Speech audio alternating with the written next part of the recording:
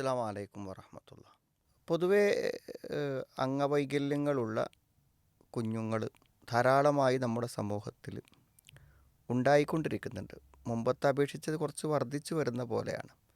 മിക്കവാറും കുടുംബങ്ങളിലെല്ലാം അത്തരത്തിലുള്ള കുട്ടികൾ ഉണ്ട്.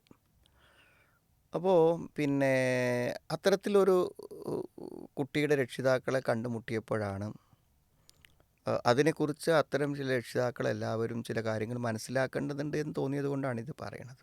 ഒന്നാമത്തൊരു കാര്യം എന്ന് പറഞ്ഞാൽ, നമ്മൾ പലപ്പോഴും നമ്മളൊരു കാര്യത്തിൽ ടെൻഷൻ അടിക്കുമ്പോൾ, ഇപ്പോൾ ഉദാഹരണം നമ്മുടെ അടുത്ത് ഒരു ആക്സിഡൻറ്റ് പറ്റി പോവുകയാണെങ്കിൽ നമ്മൾ ചിന്തിക്കും, ആ യാത്ര ഒഴിവാക്കാമായിരുന്നു, അല്ലെങ്കിൽ ശ്രദ്ധിക്കാമായിരുന്നു, വേറെ ഡ്രൈവറെ കൊണ്ട് ഓടിക്കാമായിരുന്നു എന്നൊക്കെ നമ്മൾ ചിന്തിക്കുമല്ലോ. എന്നാൽ സത്യത്തിൽ എന്താ വെച്ചാൽ, നമുക്കൊരു പിന്നെ എന്തെങ്കിലും ഡിസബിലിറ്റി ഉള്ള അംഗവൈകല്യങ്ങളുള്ള ഏതെങ്കിലും കുട്ടികളുണ്ടെങ്കിൽ, അതിപ്പോൾ പിന്നെ ബുദ്ധിപരമായിട്ടാവട്ടെ ശാരീരികമായിട്ടുള്ള എന്തെങ്കിലും ന്യൂനതകളാവട്ടെ ഉണ്ടെങ്കിൽ, നമ്മളല്ലല്ലോ അതിൻ്റെ ഉത്തരവാദി. നമുക്കൊരിക്കലും അതിലൊരു പങ്കുമില്ല. അത് അള്ളാഹു നമുക്ക് തന്നു, അത്രേ ഉള്ളൂ. അതുകൊണ്ട് തന്നെ നമ്മളതിലൊരു ടെൻഷനും അടിക്കേണ്ട ഒരു കാര്യമില്ല. കാരണം നമ്മൾക്ക് പങ്കില്ലാത്ത, നാം ചെയ്യാത്ത ഒരു കാര്യത്തിൽ നമ്മൾ വിഷമിക്കുന്നതിന് എന്ത് കാര്യമുള്ളത്? അവിടെ നമ്മളത് ഉൾക്കൊള്ളുക. പിന്നെ നമുക്കൊരു കുട്ടി ഉണ്ടാകുന്നതിൻ്റെ ഉപകാരം എന്താണെന്നുള്ളതാണ്. അപ്പോൾ സ്വാഭാവികമായും നമ്മൾ ജീവിക്കുന്നത് പരലോകത്തിന് വേണ്ടിയിട്ടാണ്. ഇഹലോകത്തെ ഒരു ബുദ്ധിമുട്ട് നമുക്ക് പരലോകത്ത് കൂടുതൽ പ്രതിഫലത്തിന് കാരണമാവുകയാണെങ്കിൽ നമ്മളതിനെ ഹൈറായിട്ടല്ലേ കാണേണ്ടത്, നമ്മളതിനെ ഗുണമായിട്ടല്ലേ കാണേണ്ടത്. അപ്പോൾ എന്തായിരുന്നാലും ഇത്തരം കുട്ടികളെ രക്ഷിതാക്കൾ അനുഭവിക്കുന്ന മാനസിക പ്രയാസങ്ങൾക്കും വിഷമങ്ങൾക്കും കണക്കില്ലാത്ത പ്രതിഫലം അള്ളാഹു നൽകും. കാരണം ജീവിതത്തിൻ്റെ ഏത് സന്ദർഭങ്ങളിലും ഈ കുട്ടി നമുക്കൊരു പ്രയാസമായി നിലനിൽക്കുമ്പോൾ അതൊക്കെ നമുക്ക് പ്രതിഫലമായി വരികയാണ്. നമ്മൾ മരിക്കണത് വരെ നമുക്ക് കൂലി കിട്ടുകയാണ്. ഇന്നമ യുവഫ സാബിറിന് അജ്റഹും ബിഗൈരി ഹിസാബ് എന്ന കണക്കില്ലാത്ത പ്രതിഫലം അതുകൊണ്ടുണ്ടാവും എന്നാണ് നമ്മൾ മനസ്സിലാക്കേണ്ടത്.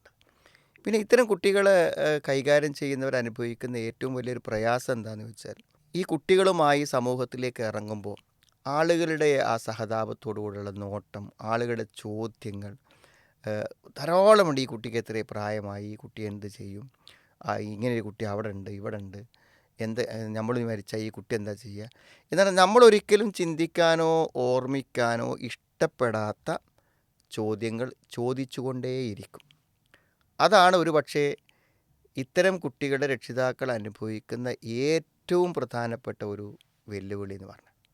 അപ്പോൾ അതുകൊണ്ട് രക്ഷിതാക്കൾ മനസ്സിലാക്കേണ്ടത് എന്താ വെച്ചാൽ, സമൂഹത്തിൽ ഏതെങ്കിലും ഒരാൾ നമ്മളെ ആശ്വസിപ്പിക്കുന്ന ഒരു ചോദ്യം ചോദിക്കുമെന്ന് നിങ്ങൾ പ്രതീക്ഷിക്കരുത്. ഇത്തരത്തിലുള്ള ചോദ്യങ്ങളെ അവർ ചോദിക്കൂ എന്ന് നമ്മൾ പ്രതീക്ഷിക്കണം. കാരണം അവർക്ക് അറിയില്ല ഈ ചോദ്യങ്ങൾ എന്തുമാത്രം മാനസിക വിഷമം നമുക്കുണ്ടാക്കുമെന്ന് അവർക്ക് അറിയാത്തതുകൊണ്ടാണ് അവർ ചോദിക്കുന്നത്.